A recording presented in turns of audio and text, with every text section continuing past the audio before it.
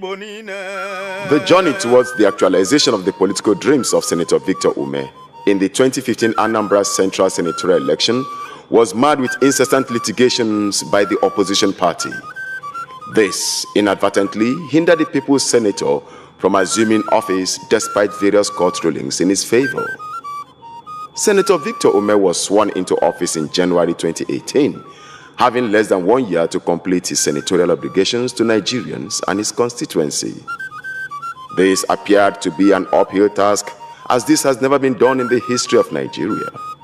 But then, Ohamadike believes that the might of a warrior can only be tested in battle, and if he spends only 1 hour in the red chambers, he must make a difference. The following are the achievements of Senator Victor Umeh in less than 10 months in office. Raising motion to protect the core interest of the Southeast region, citing the Federal Railway project and other crucial projects in the country. Services by road has risen astronomically. Worried that in the process of developing a modern rail transport system that will enhance economic growth and development of Nigeria, the federal government's current railways modernization project has included the Eastern Rail Lines. Further worried by the non-inclusion of the Eastern Rail Lines, which connects the eastern parts of the country to the northern parts of the country in the 2018 budget proposal and recently approved $6.8 billion foreign loan dedicated to this program. Convinced that the people of the southeast and south-south of Nigeria will continue to feel neglected if the Eastern Rail Lines, outdated narrow gauge rails, are not converted to standard gauge rails. Further convinced that the Senate's intervention in reviving the Eastern Railways will foster sustainable socio-economic relationship with the people of the southeast, south-south, and other parts of Nigeria, and promote national integration, ultimately boost the Nigerian economy and give a sense of belonging to users of the Eastern Rail Lines. The Senate accordingly resolves to call on the federal government to restore services on the Eastern Rail Lines, which is currently out of use. The Senate resolves to call on the federal government to include the Eastern Rail Lines in its ongoing railway standardization program and reflect them in 2018 appropriation bill for implementation, and urge the federal government to include the Eastern Rail Lines of the Nigerian Railways as one of the beneficiaries of the $6.8 billion loan approved towards the standardization and modernization of the Nigerian railways. Finally, I call on my distinguished colleagues and this distinguished Senate to support this motion. I represent Anambra Central Senatorial District. Distinguished colleagues, Mr. President, I want to draw the attention of the committee report on paragraph 4 of this report.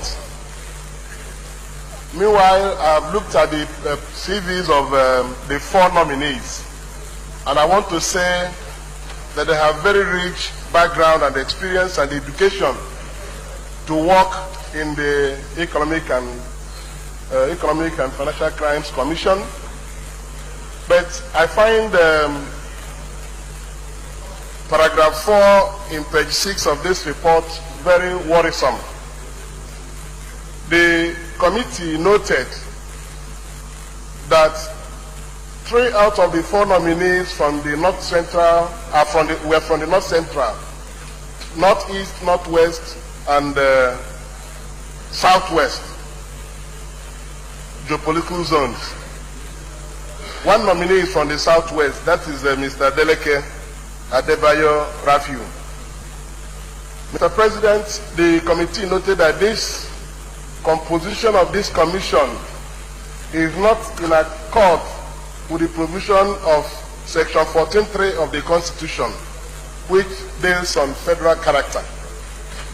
Mr. President, we know that the chairman of this commission, or the acting chairman of this commission, is from the Northeast.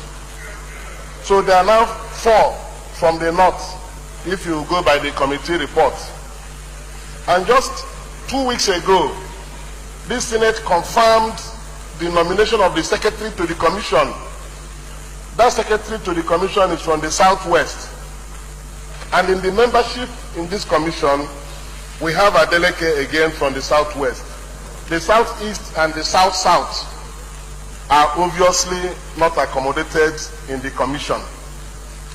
Mr. President, we have continued to say this, that if there is need to accommodate all parts of Nigeria in activities of government, particularly in appointing people to agencies of government. That has been the practice in this chamber.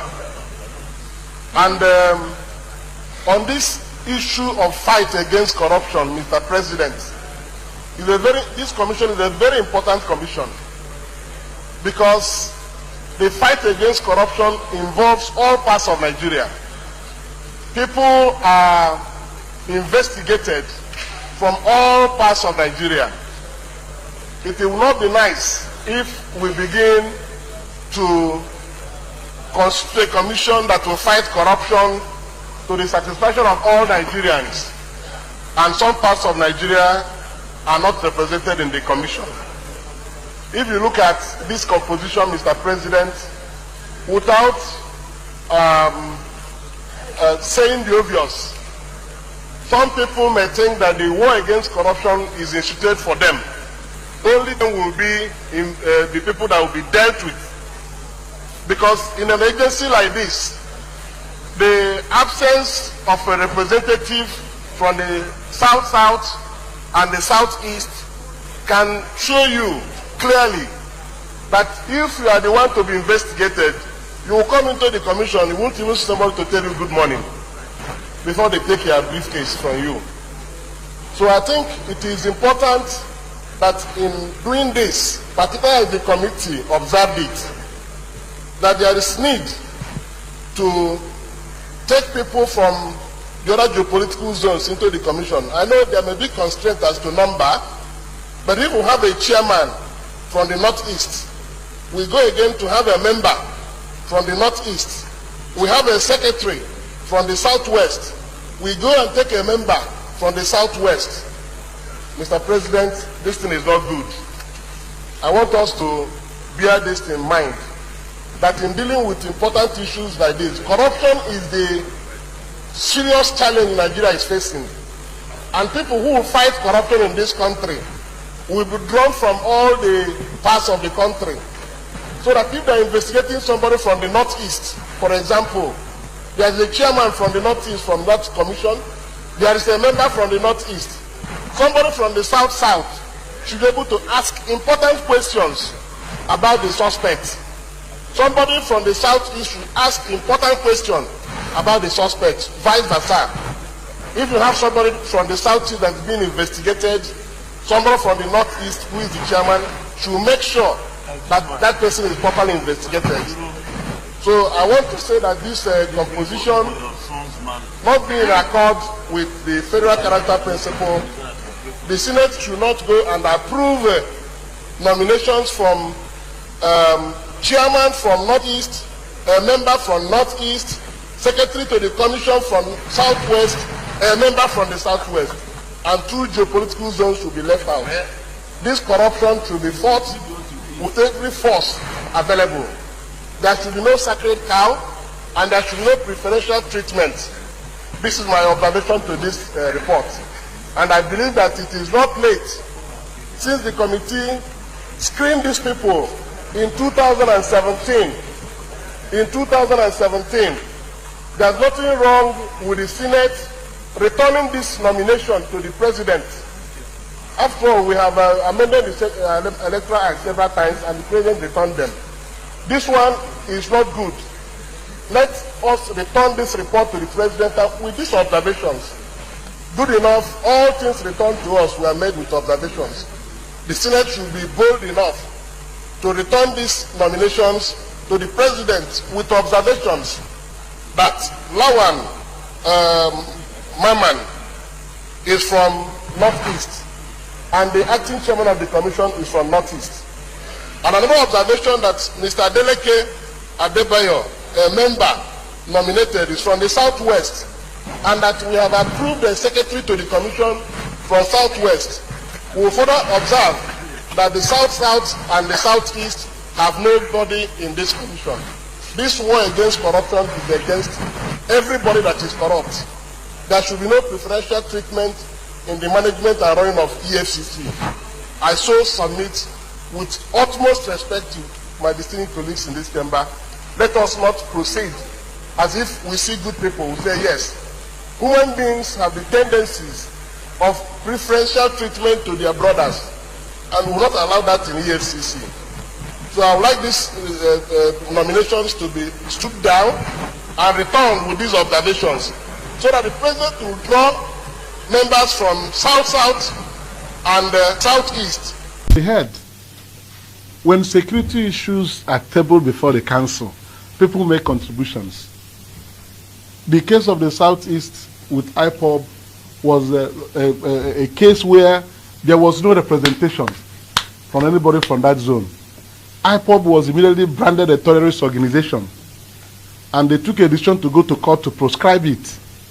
There was no voice to say, no, these people are not terrorist organization. They don't belong to terrorist organization. There was nobody.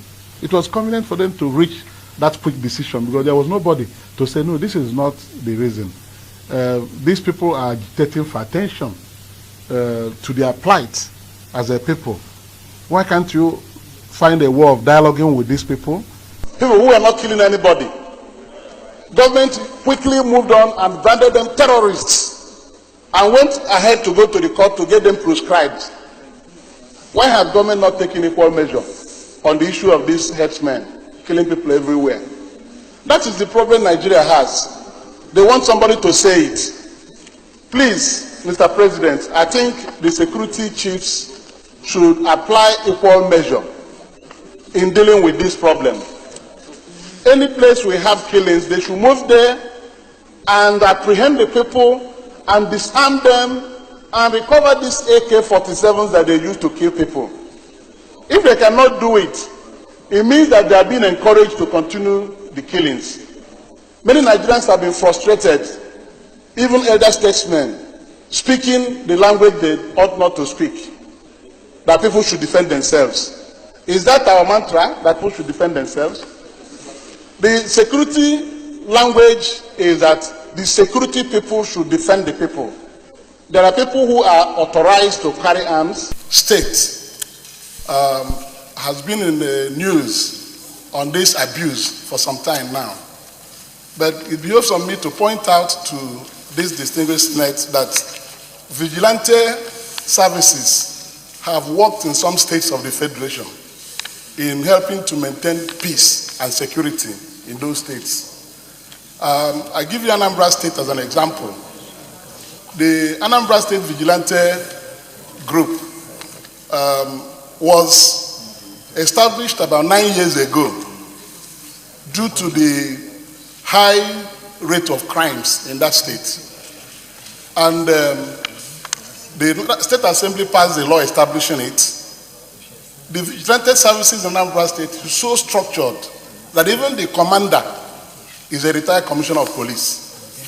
There is no person serving in that vigilante service group in Anambra State that is not known by the commander and other people working in that group. So I want us to treat the issue of Kogi as a special case, and in those areas where we have serious security challenges in the country. Just about 2 weeks ago, there was an order by the Inspector General of Police that small arms in the possession of these vigilante men should be withdrawn. That order caused tension in Anambra State. Because today Anambra State prides itself as the safest state in Nigeria. Before, it was very notoriously unsafe. These vigilante people have complemented the efforts of the conventional security forces in combating crime. The place is very safe now. And when I went home last weekend, even religious leaders whispered to me that this order to withdraw arms, they are not comfortable with it. The vigilante people have supported the security efforts of the government in Anambra State, and the place is very safe. I appreciate that in some places, like in the Northeast and Zamfara Northwest, and now in Kogi, people who parade themselves as vigilante people may have misused the opportunities of the arms they carry.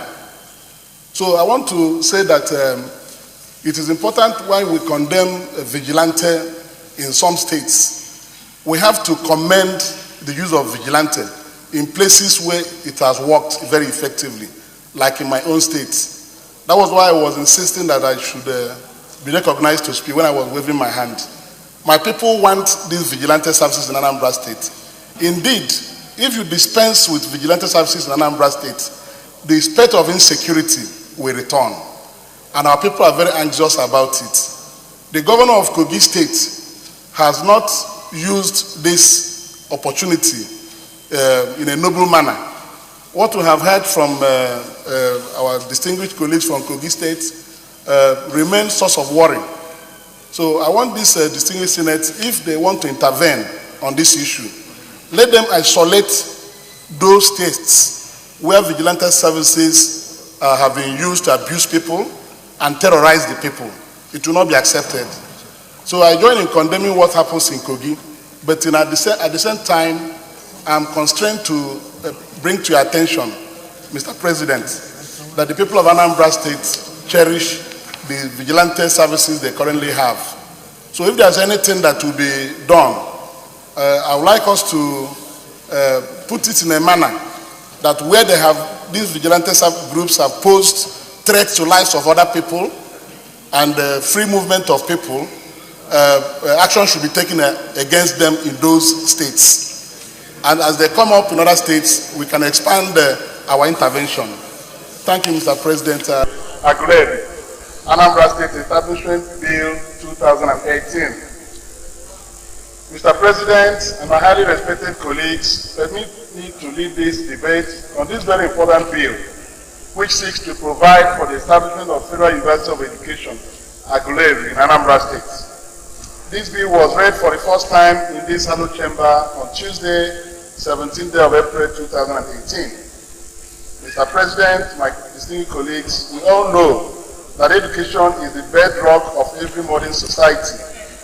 The existence of a sound and robust educational system in any country is predicated on the availability of qualified and well-trained teachers to impact the required knowledge on the students. Thus, the need to have a strong system in our educational sector that shall continuously produce well-qualified and trained teachers, as it is obtainable in other developed countries and not be emphasized. The need for the establishment of this specialized institution of higher learning is also predicated on the mass failure of students in WAEC and NUCE examinations, which is largely due to the absence of good, qualified and well-trained teachers in Nigeria. In accordance with the mood of the Senate, let me jump some of the paragraphs. The enactment of this bill will help in transforming the decayed educational infrastructures in Nigeria. Therefore, distinguished colleagues, it's my prayer and ardent call on you to consider the plight of the people who are desirous to becoming professional teachers. Mr. President, distinguished colleagues, let me also stress the fact that the location of the university site, Aguleri, an ancient and historic city, is instructive, having gone through prolonged war in the history of Aguleri War. What this means is that the place has a clear crying need for federal government presence, and the university would be one way to restoring and strengthening the citizen sense of belonging. Which guarantees the federal character principle in the way we do things in Nigeria, and the provisions specifically on the composition of the National Defense Council, which listed the members, and also in one leg gave the president, who is the commander-in-chief of the armed forces, the latitude to appoint anybody he deems fit into that council whether you are a service chief or not, the president reserves the right to appoint anybody into the National Defense Council as he deems fit. So I considered the omission of the Southeast in the National Defense Council as an aberration. Reason being that the people of Southeast Nigeria constitute a major population in this country, and issues affecting security, they ought to have somebody who will sit in council to contribute to discussions on national security. You know, I was able to show that the Southeast has so many qualified senior officers among the armed forces that could be appointed, if not a service chief, a member of the National Defense Council, to give every part of Nigeria a sense of belonging. Supporting a motion for the dredging of the River Niger to prevent flooding in the southeastern region. About 5 local government areas in Anambra State are very badly affected. And the Vice President had cause to come to Anambra State to go through these local governments with the Governor of Anambra State. Mr. President, yes, flooding is a natural disaster, and we are concentrating our energy so much on what to do to improve the lots of those who were displaced, and so on and so forth. But some of our colleagues had touched the main reason for this flooding, but I want to put it more succinctly, Mr. President. Most of our rivers and waterways have become so shallow. Sand has filled most of our waterways, River Niger, River Benue. Most of our water carriers are now very shallow. So with any heavy downpour, they overflow their banks and get into the villages and surrounding communities on the waterway. So I think while we are talking about what to do to help people who have been displaced, because in Anambra State today we have more internally displaced persons camps than we have in the Northeast as a result of this phenomenon. I suggest that we pay more attention on how to remove sand in the bowels of our rivers so that our rivers can carry more water. Our rivers can no longer carry flood water. Once rain falls, they are easily overflooded. They overflow their banks and enter the surrounding communities and cause this havoc. We should find a way of providing money to dredge our waterways. Dredging will help this country a lot. The River Niger had almost dried up at some time, and those sand dunes in the rivers are still there. Once rain falls, they can't carry any more water. Water immediately runs into the surrounding communities. So dredging is something we must take very seriously to combat this challenge. There's no way we can stop rain from falling. It's a natural thing, but we can prepare to contain the damage heavy downpour can cause on our environment. And the major solution to this, Mr. President, is that we'll start dredging our waterways in the dry season. We don't need to wait during rainfall. When the rivers begin to overflow their banks, we'll start running around and start carrying blankets and mattresses to give to people. If we spend time and plan and dredge our waterways during the dry season, by the time we get to rainy season, the rivers will have enough space to carry water that will come into them. If we don't do that, it will become constant. So dredging should be a constant part of our management of this problem, so that we'll be able to keep more water out of the places they go to. The rivers will now have bigger bowels to swallow this water and channel them to the sea. If we don't do that, even if we buy rice, mattress, soap, mosquito net, when these things happen, we begin to donate mosquito net and things like that. So let's spend money. Let the Senate and the National Assembly approve money for the dredging of our waterways, River Benue, River Niger, all the way.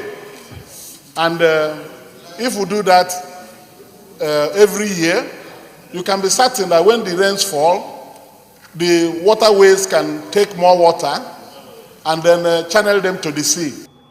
Sponsoring a motion for the funding and development of indigenous armaments by the federal government of Nigeria. Mr. President, Senator Ben Bruce has said so much, and I want to add my voice that without research, we will not be able to make any progress in this country. And in the area of defense, there is a saying that necessity is the mother of all inventions. The references made by Senator Bruce is one that is very touching and very important for us to reflect on. If we were able, as a result of the Civil War, we were able to develop so many things to fight that war for a reasonable time, it is a tragic mistake for the government of Nigeria to have allowed the scientists and the great ingenious people that developed these weapons of warfare with which the defunct Biafra survived for some time. Because if they had invested in the development of those inventions, Nigeria would have been exporting war missiles, warheads by now. But those who were able to go through those things to develop those bombs, Ojuku, bunker, all kinds of things, they've been left to die. And we are still spending so much money to buy these things from outside. Nigeria can invest money to develop its armaments with which to defend this country. The insurgents are terrorizing the country, and the only reliance the country has is to go and buy maybe Tucano aircraft and things developed by other countries, you know. So we need to invest in this type of research and development so that Nigeria can be competent and capable to defend and protect itself. So I support this bill by Senator Kyari so that over time, Nigeria will become world power like others. We can be if we take it seriously. Thank you very much. Moving a motion to hold the pipeline surveillance agencies accountable for the oil spills which led to the loss of human lives in the Niger Delta region. That the leaks were reported to the relevant agencies, and they ignored to take action. They refused to take action, timely action. If NOSDRA and its agents and DPR had gone in to rectify this leak, it wouldn't have led to loss of human lives, totaling 150. It is regrettable that after this report was made, nothing was done. And of course, from the report and the motion, the policemen that were in this location started trading on the opportunity. People started going to scoop petrol from the pipeline, from this leak. They were going there with buckets and jerry cans to tap from the pipeline, and the business was flowing, it was booming.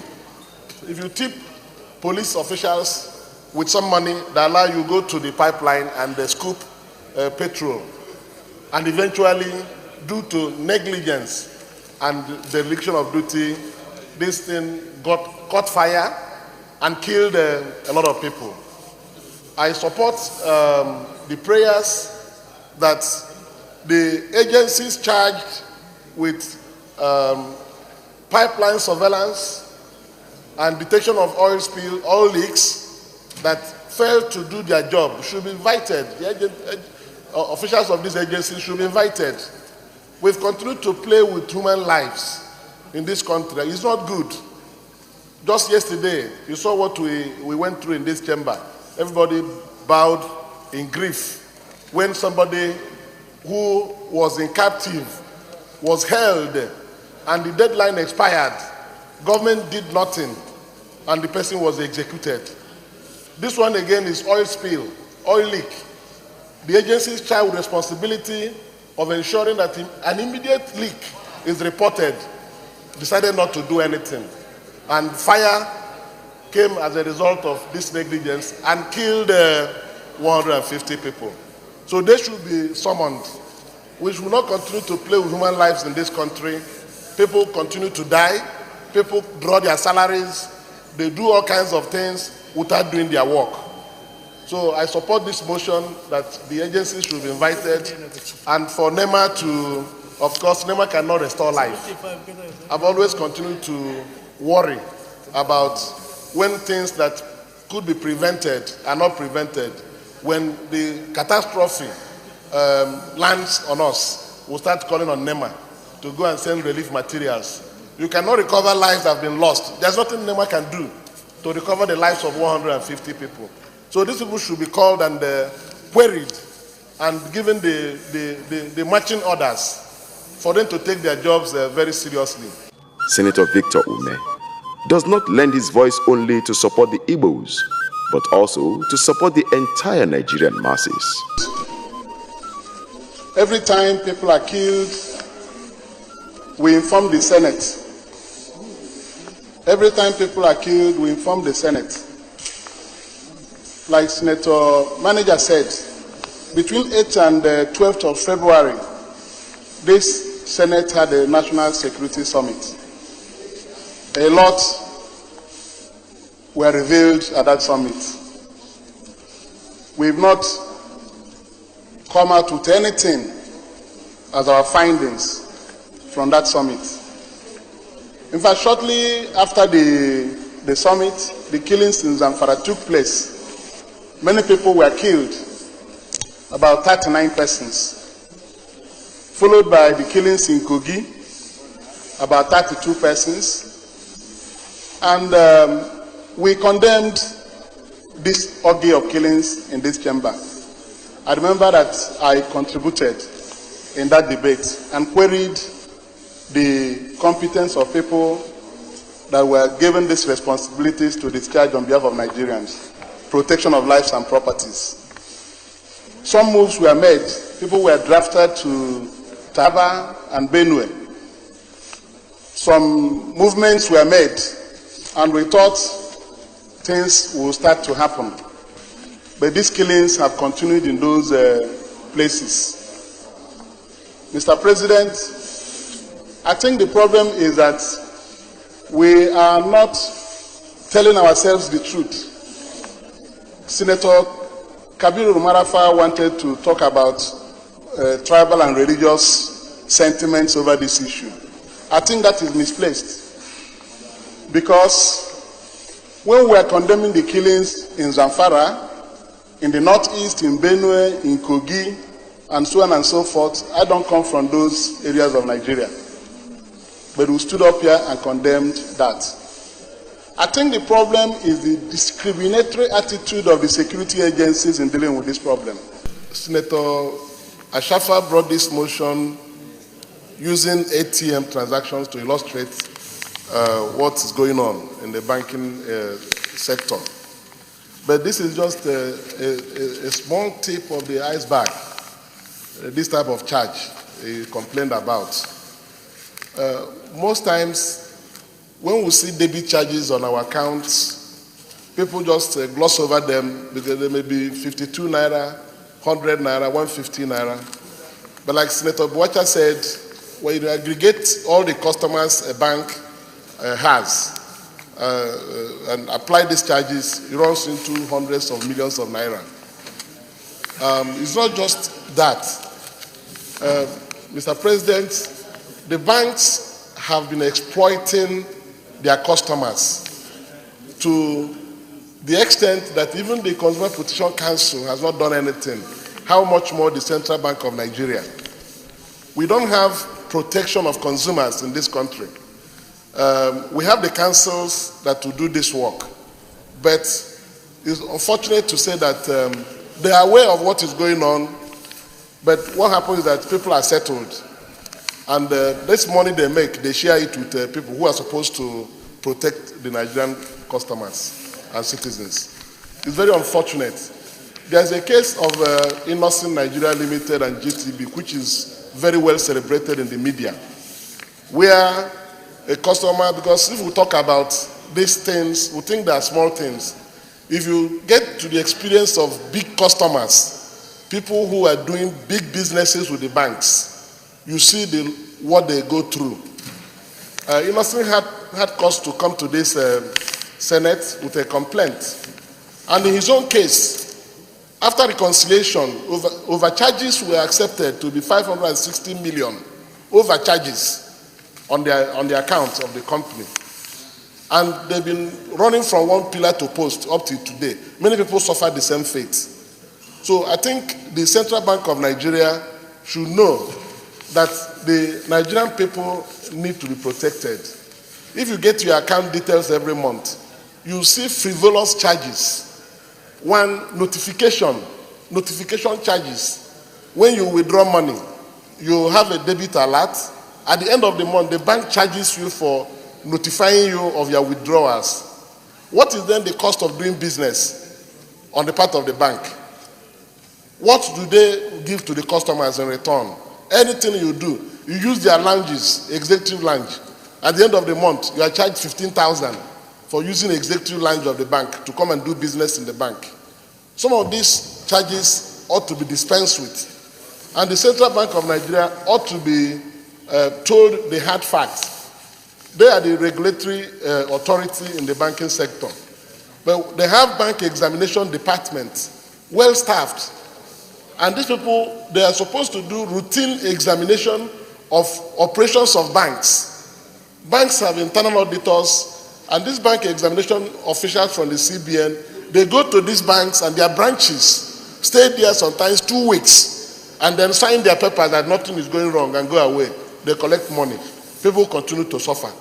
So I think this motion brought by Senator Ashafa is a very great one. And after discussing it, like everybody has shown interest in this motion, we will need to see concrete action taken. The CBN should be able to revoke the licenses of banks that violate banking regulations. There's no point when you do it, they go and catch them. And before you know it, they are settled. They go back. And the fraud will continue going cyclically without any check. Outside the shores of this country, people don't pay interest on a lot of things anymore. Banks beg you to come and take loan. Interest rate may be 4%, 3%, 2.5%. Here, the cost of borrowing in Nigeria kills businesses. And yet, like Boacha said, profit that are declared every quarter. There was one I saw on the television one day. A bank I thought that was struggling. First quarter profit, 13 billion. First quarter. Banks don't used to make this type of numbers in the past. And you see that it is the customers that bear this brunt. All this through these charges that we get to pay. Anything you do, you pay the bank. Anything you do, you pay the bank. Yet, they will tell you zero COT. Before you check your account, you see that it's better you pay COT. Because they come from the side with all kinds of charges. And they take unimaginable sums of money from your account. So there should be strict enforcement of the regulations by the Central Bank of Nigeria.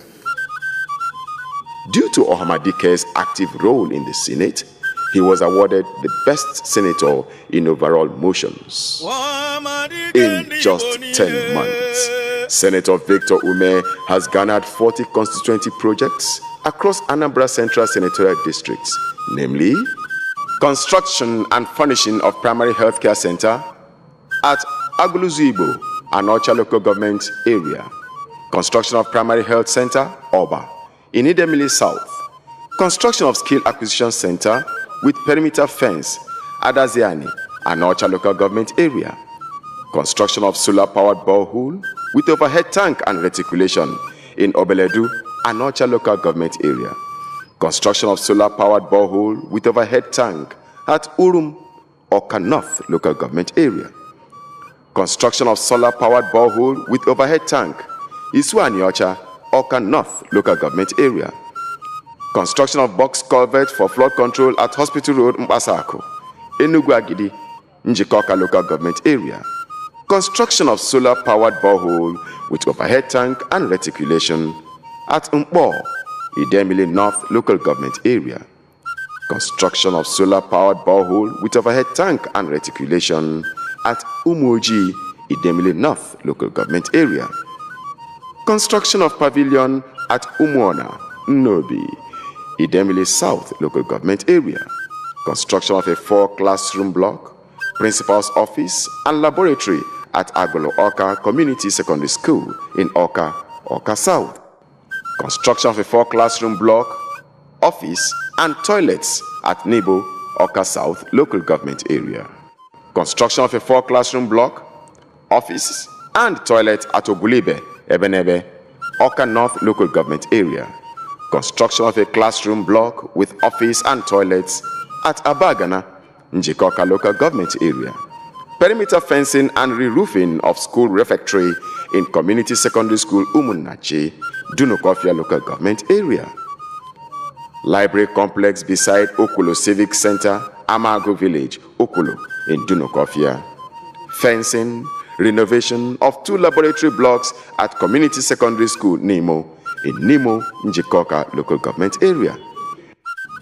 Renovation of Adazi Nnuku Town Hall, Adazi Nnuku, Anocha local government area. Construction of pavilion at Akweze Community Cultural Center, Akweze, Anocha local government area. Drainage and flood control along Alley Ozizamba Road, Udezu Village in Achala, Oka North local government area. Perimeter fencing of Ifiteduno Community Hospital in Ifiteduno, Dunukofia local government area. Renovation of classroom blocks at Ide Secondary School, Enuguku, in Njikoka local government area. Construction of solar-powered borehole with overhead tank and reticulation at Ufa Village Hall, Aguluzibo, in Anocha local government area. Construction of office block at Agolo Cultural Center, Agolo, in Anocha local government area. Construction of nurses' quarters at Primary Health Care Center, Neni, in Anocha local government area. Construction of borehole with overhead tanks plus 20 kVA transformer at Ogidi in Idemili North local government area. Generator and reticulation at Ilo Iwaga Village, Nkwele Village. Construction of student hostel at Community Secondary School, Ichida, in Anocha local government area. Renovation of Primary Health Center, Oraoku, in Idemili North local government area. Construction of solar-powered borehole with overhead tank at Abade Square, Akampisi, in Inri, Anocha local government area. Construction and furnishing of 4-classroom block at Igwedimma Primary School, Amobia, in Oka South local government area. Construction and furnishing of 4-classroom block at Girls Secondary School, Oketiti, in Idemili South local government area. Construction of 4-classroom block at St. Mary's Primary School, Opo, in Dunukofia local government area. Empowerment of youths with 14 motorcycles in Anambra Central towns and communities in Anambra Central senatorial districts. Re-roofing and renovation of Ifite Civic Center, Aguluzibo, in Anocha local government area. Empowerment of women with small credits to support their businesses in Oka North local government area in Anambra Central senatorial district. Empowerment of women with small credits to support their businesses in Oka South local government area in Anambra Central senatorial district. Empowerment of women with small credits to support their businesses in Anocha local government area in Anambra Central senatorial district. The construction of pavilion at Adazienu Town Hall, Adazienu, in Anocha local government area. construction of solar-powered borehole overhead tank, and reticulation in Umudioka in Dunokofia local government area.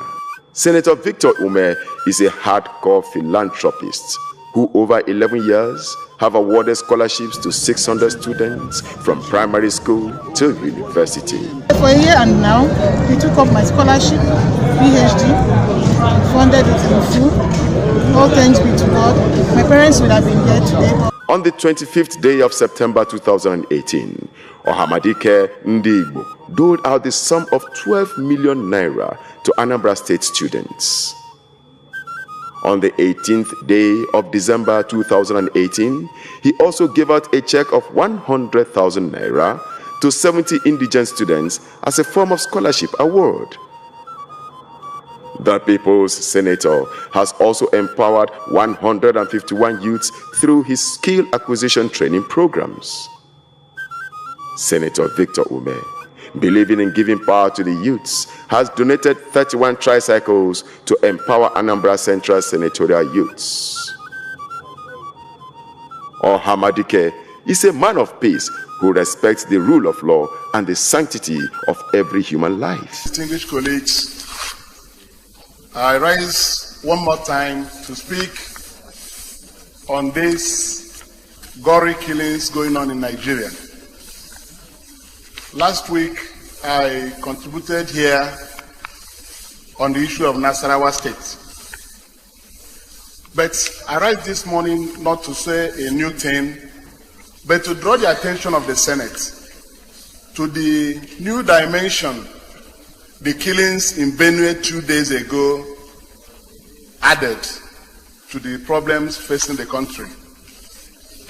The President of the Federal Republic of Nigeria, President Muhammadu Buhari, in his condolence message to the people of Benue State and in condemnation of the killings that took place in Benue State on Tuesday, added very importantly that these killings and the perpetrators are trying to stoke religious conflict in Nigeria.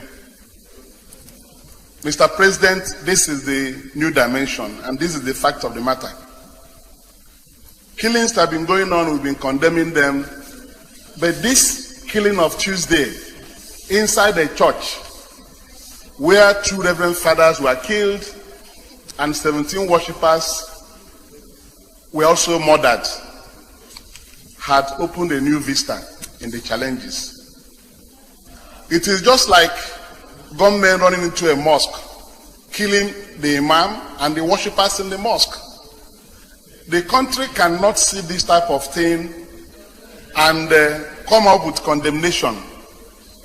Religion is a very volatile issue in any nation. Myself and Senator Francis Ali McKenna, both of us are Papa Knights of the Catholic Church. So we feel very pained about this killing of Tuesday. We value priests, we value God, we value our faith. And these people can be killed this way without an immediate drastic action coming from government. This thing will continue. That was what I said last week. No doubt, Senator Victor Umeh is a rare gem, an icon who deserves accolades for these tremendous achievements in just 10 months in office. Imagine the great things he could have achieved in 4 years. Ndị Anambra Central, ndị Igbo ọma na-ege ntị, aha m bụ Chief Sen.Victor Umeh OFR, Ọhamadike, ndị Igbo dike jeje mba. Ana m ekene unu wee na-asị unu oge akara aka erugo, oge ga-eji mee nghọpụta onye ga-anọchite anya ndị Anambra Central n'ebe a na-eme iwu na Abuja na Senate. Wee na-asị unu ụmụnne m biko unu fiche aka n'anya welu binye aka ebe ga-abara unu uru. Mụ bụ Ọhamadike bụ onye unu maara amalụ. ana m anọchitebe anya ụnụ n'ụjọ dị iche iche ụnụ maalụ etu nsi eje na etu nsi ana wee na-ayọ ụnụ biko ka ụnụ binyere aka ebe sere ọkụkọ ọ bụrụ na nruo n'ebe a na-ekwu maka ya ụnụ ga-afụ ife m ga-eme ma nruo emego n'oge emere ọgbakọ nke a na-akpọ National Conference wee nọchite anya ụnụ ọfụma kwuoro ụnụ ọnụ ụnụ ka ndị Naijiria wee gaa anyị ntị ọ ife m ji pụta ka njebe nya m sineti na nruo ebe a ka a ga-achịkọta okwu niile e kwuru na National Conference ka ọ bịa na mmezu ka enye ndị Igbo otu steeti nke aka mkpa ka nke ezuo isi nruo n'ebe anwa na a ga-ama na ndị Igbo nọ n'ebe afọ. Ụmụnne m ka anyị kwado aka tụnyere Sen.Victor Umeh na 2019 Anambra Central Senatorial Election bịa binye aka ebe esere ọkụkọ maka ọganihu ụmụ Igbo apka onye ga-ejere anyị sineti Sen.Victor Umeh ya ga-eje onye ga-ejere anyị sineti Sen.Victor Umeh ya ga-eje